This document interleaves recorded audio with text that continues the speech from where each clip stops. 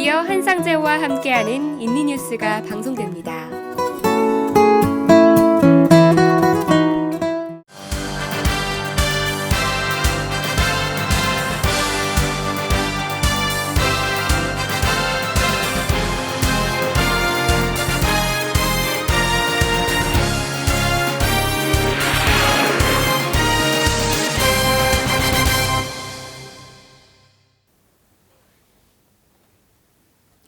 KTV 시청자 여러분 안녕하세요. 한상재입니다. 지금부터 10월 24일 월요일 인도네시아 콤파스 신문 주간 뉴스 해설을 시작하겠습니다.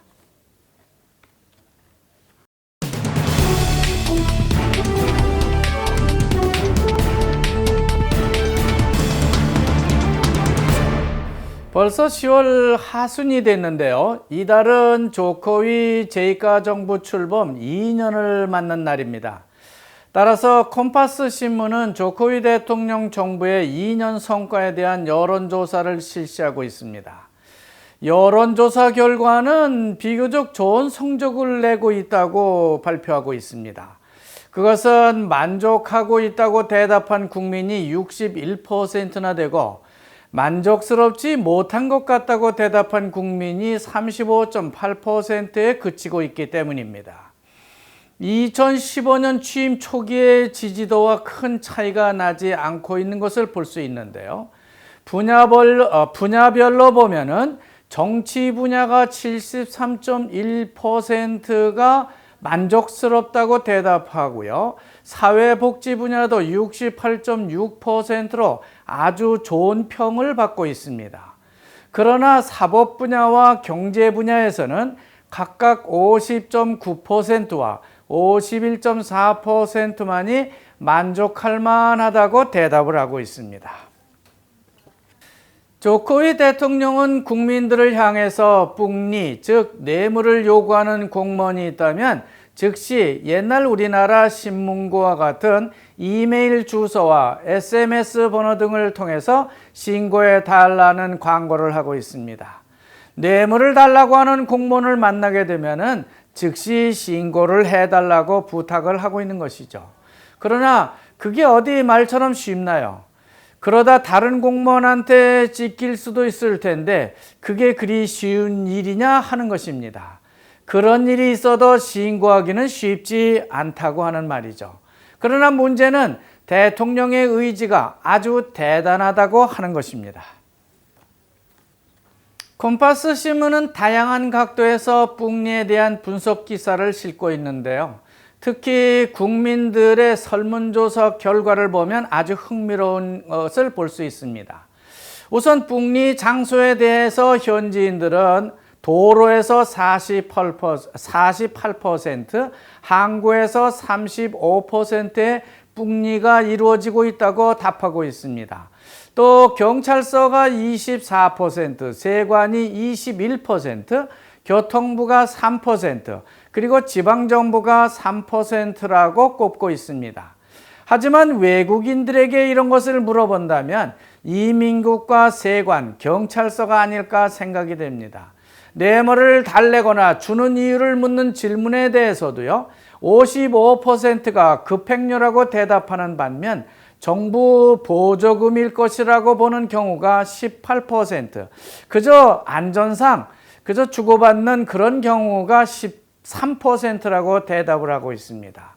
뇌물 척결도 좋지만 우리 같은 외국인들은 대통령의 강한 의지 때문에 더 어려움에 처할 수도 있다는 분석도 있습니다. 노동 허가를 받거나 비자 케이블을 받기 위해서는 우리가 직접 이민국 창구를 찾아가서 수속을 할 수밖에 없을 것이기 때문에 더더욱 그렇다고 하는 겁니다. 대부분의 외국인들은 지금처럼 일명 짤로라고 하는 에이전트를 통해서 수속을 할 수밖에 없을 것입니다. 그렇기 때문에 외국인들의 입장에서 보면은 아무런 효과가 없는 그런 뿡리 척결 조치라고 생각되고 있는 겁니다. 뇌물을 안 주면은 외국인들만 불이익을 당할 것이 뻔하기 때문에 그렇다고 하는 것이죠. 뇌물을 주고받는 행위는요, 전혀 외부로는 나타나지를 않고 있습니다. 그렇기 때문에 에이전트를 거치지 않거나 뇌물 없이 자기가 직접 수석을 한다고 하면은 수석이 지연되거나 다른 어려움에 직면할 수 있게 된다고 하는 것이죠. 그렇다고 돈을 직접 우리가 줄 수도 없습니다. 돈을 건네게 되면은 뇌물수수죄에 걸리기 쉽기 때문입니다. 어쩌면 외국인들에게는 더 어려운 환경이 조성되는 것이 아닌가 하는 생각이 듭니다. 즉, 뇌물은 그대로 들게 되고요. 수속 자체는 더 엄해지면서 음지로 숨어버린 뇌물 관행 때문에 수속 자체가 더 지연될 수도 있다고 하는 말입니다. 어쨌든 이건 대통령의 강한 의지인 만큼 상당 기간 이런 상태가 유지될 것으로 보입니다. 따라서 우리 외국인들은 정부의 규정에 충실한 수속 시간과 준비가 필요한 것이란 생각을 해볼 수밖에 없습니다. 미리미리 완벽한 구비 서류를 준비하고 모든 민원 수속을 해야만 뇌물 관행으로부터 외국인이 자유로워질 수 있다고 하는 것입니다. 인도네시아 정부가 최근 국토 균형 발전이라고 해서 여기저기 종합시장 건설이라든지 고속도로, 철도 같은 인프라 공사를 많이 벌이고 있는 걸 볼 수 있습니다. 그러나 이런 정책은 실패하기 쉬운 정책이 아닌가 생각이 됩니다. 그것은 이미 우리나라 노무현 정부 때 한 번 시도했다가 실패한 정책이기 때문입니다. 정부가 도농 간 균형을 맞추기 위해서 개발을 여기저기 하다 보면은 농촌이나 도시의 기능에 충실하기 어렵게 된다고 하는 말입니다. 그렇지만 정부는 우선 실적을 내보이기 위해서 2019년까지 정치적으로 이런 정책을 계속 추진하고 있는 것 같습니다. 한편 자카르타 북부 해안가 간척지 개발 사업도 좀 문제가 있을 수 있는 부동산 개발 사업이라는 생각이 듭니다. 시중의 지하 자금을 부동산으로 유도하려는 시도는 좋지만은 자칫하면 투기만 조장하는 아주 나쁜 정책이 될 수도 있기 때문입니다. 부동산을 사고 파는 것만으론 고정 일자리를 창출하는 진정한 산업 개발을 이룰 수 없습니다. 이런 식으로 가다 보면은 우리나라 부동산 버블처럼 큰 문제점에 도달할 수밖에 없을 것입니다. 이것보다는 안정된 산업 일자리를 창출하는 그런 노력을 해야만 할 것으로 생각됩니다. 하지만 중앙은행 금리를 현 7.7%에서 6.8%로 내리고 있는 걸 볼 수 있습니다. 금리가 내리게 되면은 부동산 경기에 청신호가 들어왔다고 하는 그런 기사가 눈에 띄고 있습니다. 다음 박예지 아나운서의 잘난잘난 닌니를 시청하신 후 제가 이어서 나머지 뉴스를 전해드리도록 하겠습니다.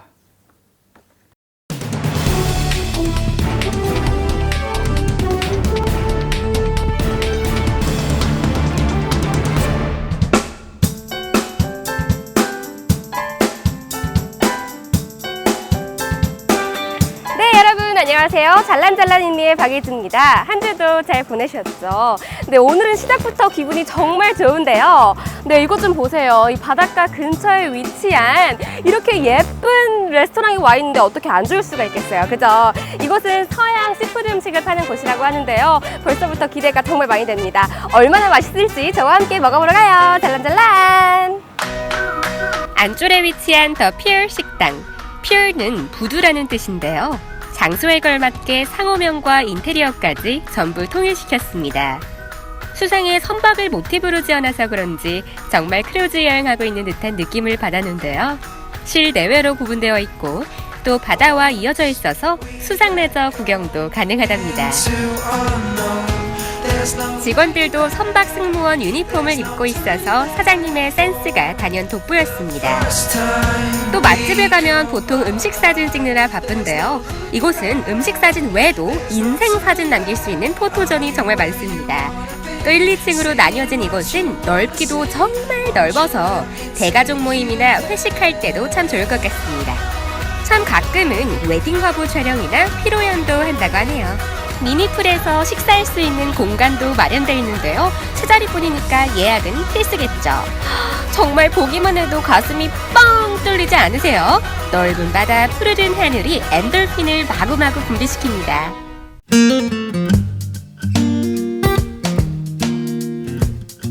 네, 아직 해가 지지도 않았는데 이렇게 선선하니 너무 좋습니다. 취향 저격한 이 식당의 주인님께서 바로 여기 나와 계시는데요. 한번 인터뷰 몇 마디 나눠보도록 하겠습니다. Hello, good evening. Hi. Yeah.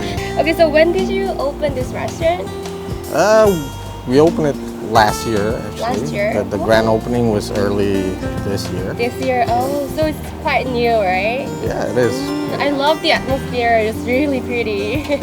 Thank you. Glad that you like it. What's the main menu here? What do you serve mostly? We serve Western seafood. Oh, actually. Western seafood. Yes. Yeah, Yes. obviously it's near the sea. Yep. Okay.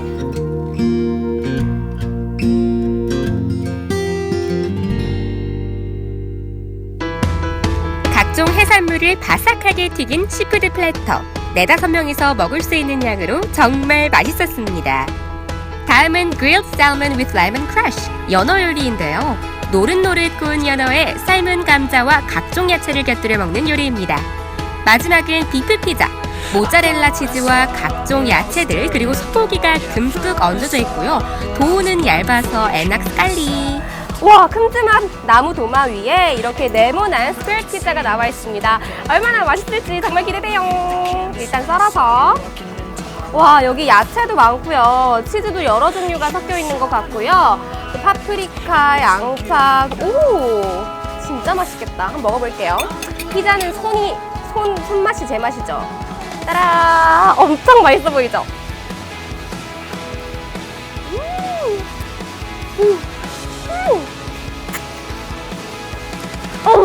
진짜 맛있어요. 이게 도우가 굵지도 않고요, 두껍지도 않고 얇고 또 크리스피해요. 그 위에 이렇게 얹어진 소스와 치즈와 이 조합이 정말 환상적입니다. 여러분, 저 오늘 평소보다 더 맛있게 먹고 있다는 생각 드시지 않나요? 네, 경치도 정말 한몫하는 것 같은데요. 또 시그니처 칵테일도 분위기를 한층 더 업업업. 결론은 여러분 꼭 오시길 바랍니다. 저 박예지가 강력 추천합니다. 속 쏘고요, 청량하고요. 저같이 술을 잘 못하시는 분들한테 제격인 것 같습니다. 네, 맥주도 마시고 칵테일도 즐기고요. 정말 이곳은 지상 낙원이 틀림없습니다.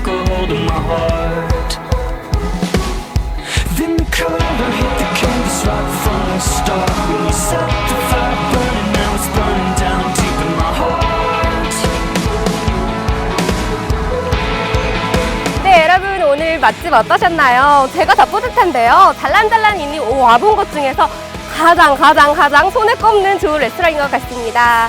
네, 여러분 전 다음 주에 더 좋은 정보 갖고 찾아뵙도록 할게요. 잘란잘란!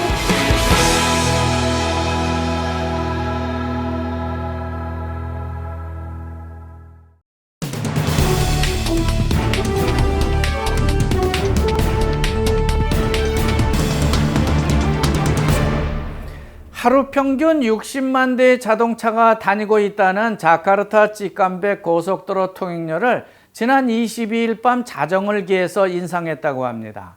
일반 자동차 같은 골롱한 사또의 경우는 13,500루피아였는데요. 15,000루피아로 올리고요. 골롱한 두아는 21,500에서 23,500, 골롱한 띠가는 27,000에서 3만, 골롱한 은밭은 34,000에서 37,000으로, 골롱한 리마 같은 중차량들은 41,000루피아에서 44,000루피아로 각각 인상했다고 합니다. 자사마르가는 자카르타 찌깜백 구간에 4개의 휴게소도 준비한다고 하는데 식당은 없고요. 단지 자동차만 파킹에다 갈 수 있는 간이 휴게소를 만들 계획이라고 합니다. 자카르타 찌깜백 통행료를 올리기는 했는데 만성적인 교통체증 현상은 해소하겠다는 방안을 내놓지는 않고 있습니다. 그저 노란 오토게이트만 설치를 하고요. 카드만 사라고 하고 있습니다. 그렇지만 운전자들도 이상한 것은 오토카드를 사지 않고요. 그냥 줄을 서서 돈을 내고 있는 모습을 흔히 볼 수 있습니다. 불편하지는 않은가 봅니다. 지금 현재 카드를 가지고 다니는 운전자는 단지 22%에 불과하다고 합니다. 그러니 더 정체가 되고 있는 것이죠. 한편 자사마르가는 제2 자카르타 찌캄페 고속도로를 건설한다고 합니다. 하지만 별도의 고속도로를 다른 데다 건설하겠다는 것은 아니고요. 지금 다니고 있는 고속도로 위에다가 다시 브릿지형 고속도로를 건설하겠다고 하는 것입니다. 문제는 건설 기간 동안의 교통 체증 현상일 겁니다. 지금 건설하고 있는 경전철 공사만 해도 상당한 교통 혼잡이 빚어지고 있는데 동시에 고속철 공사까지 세 가지 공사를 한꺼번에 해야 되기 때문에 자카르타 찌캄페 구간은 2019년까지 교통지옥에서 빠져나오질 못할 것으로 예상이 됩니다. 인도네시아 정부가 지난 2009년 석탄과 광물 수출 금지법이라는 것을 내놓으면서 니켈이나 복사이트, 구리, 철 등의 광물을 원강 그대로는 수출하지 못하도록 하고 국내에서 반드시 가공을 한 후에야만 수출을 할 수 있도록 하는 조치를 취한 바 있는데 이제는 그것을 좀 개정할 필요가 있지 않겠느냐 하는 그런 의견이 개진되고 있습니다. 구리 같은 광물이야 매장량이 인도네시아에 그리 많지 않기 때문에 국제 시세에 지대한 영향을 미치지 못할 것이기 때문에요. 어쩔 수 없이 국내 재련을 거쳐서 수출하는 것이 유리하겠지만은 니켈이라든지 복사이트 같은 광물은 매장량이 아주 많기 때문에 재고의 여지가 있다고 하는 의견을 내고 있는 겁니다. 하여간 법에 따라서 인도네시아 국내에 재련소를 건설하는 회사는 30% 정도에 그치고 있는가 봅니다. 즉 71개의 각종 재련 공장이 전국 각지에 건설 중에 있다고 하는 겁니다. 좀 더 구체적으로 살펴보면요. 니켈 재련 공장이 35개, 복사이트 공장이 6개, 제철 공장이 8개, 망강 재련 공장이 3개, 지르콘 재련소가 11개, 생 공장이 4개, 지올라이트 공장이 4개라고 하는 겁니다. 하지만 글로벌 경제 위기 때문에 광물의 국제 가격은 폭락을 하게 됐는데 재련소 건설도 그에 따라서 자연적으로 중단되고 있다고 하는 지적입니다. 그렇다면 2009년 원강 수출 금지법은 과연 누구를 위한 법이냐 하는 그런 질문을 던지고 있습니다. 인도네시아 실업계 종합고등학교 즉 SM과를 졸업한 학생들 현황을 보면요. 기술 계통은 상당히 부족한데 반해서 비즈니스 인문 분야 졸업생은 넘쳐나고 있다는 분석이 보도되고 있습니다. 예를 들어서 2016년 SM과에서 해양수산과를 나온 졸업생은 17,249명에 불과한데 수산해운 현장에서는 무려 300만 명 이상이 필요로 하고 있다고 하는 겁니다. 반면 비즈니스 분야는 34만 9천여 명이나 졸업을 시키고 있는데 현장에서는 단지 12만 명만 필요로 하고 있다고 하는 것이죠. 이런 실업계 고등학교 전공 수급 불균형 현상은 공업기술계하고 농업 분야에서 더욱 두드러지게 나타나고 있다고 합니다. SM과 졸업생들의 전공 과목만 문제가 있는 것은 아니고요. 그들을 가르치는 선생님들의 전공 과목도 너무 인문 과목에 치우치고 있는 것으로 분석 보도되고 있습니다. 즉 생산적인 과목을 가르치는 교사의 수도 9만 2천여 명이나 부족하다고 하는 것이죠. 컴퓨터 전공 과목 선생이 6천 명이 부족하고요. 경차량 기술 과목 선생이 3,500여 명, 그리고 식량과 화해를 전공한 교사가 2천여 명이 부족하고요. 과수 전공 선생님이 1,000여 명이 부족하고 호텔 관광과를 가르칠 만한 선생님이 1,200여 명이나 부족하다고 하는 것입니다. 가르칠 선생님이 부족하니까 당연히 기술계 졸업생을 배출하기 어려울 수밖에 없을 것입니다. 참고로 인도네시아 전국 SM과 수는 공립학교가 3,668개의 교고요. 사립학교가 10,000개 정도가 되는데 공립학교보다는 사립학교가 더 많은 것이 현실입니다. 카페 올리비아라고 하는 카페에서 베트남 커피를 마시고 즉사한 바 있는 미르나 사건 재판은 지금까지 모두 31번이나 열렸지만은 판결을 내지 못하고 소문만 무성하게 번져나가고 있다고 하는 소식입니다. 소문도 소문이지만 베팅까지 등장하고 있어서 관심을 끌고 있습니다. 가령 제시카 변호사가 이길 경우에 람보르기니 한 대를 걸겠다고 하는 사람도 나타났는가 하면 미르나의 아버지는 페라리 한 대를 걸고 나왔습니다. 제시카 변호사의 패배를 그만큼 장담한다고 하는 것이죠. 이미 검찰도 공개적으로 베트남 커피의 청산가리를 탄 범인으로 미르나의 친구인 제시카를 단정하고 20년 구형을 확신하고 있습니다. 그렇지만 자칭 경찰 사건 전문 기자라고 하는 사람은 새로운 증언을 들고 나와서 모든 사람들을 놀라게 하고 있습니다. 그는 미르나의 남편이 카페 직원에게 1억 4천만 루피아를 건네주는 것을 봤다고 하는 주장을 하고 있기 때문입니다. 그 돈을 주고 미르나를 살해해달라고 사주했다고 하는 것이죠. 그러니까 남편이 자기 부인을 청부살인했다고 하는 주장을 하고 있는 것입니다. 하지만 카페 직원은 그런 사실이 전혀 없다고 강력 부인하고 있습니다. 따라서 이 재판은 다시 시작할 수밖에 없는 새로운 국면을 맞게 됐습니다. 제가 준비한 주간 뉴스 해설은 여기서 마치도록 하겠습니다. 여기까지 시청해 주신 여러분 감사합니다. 안녕히 계십시오.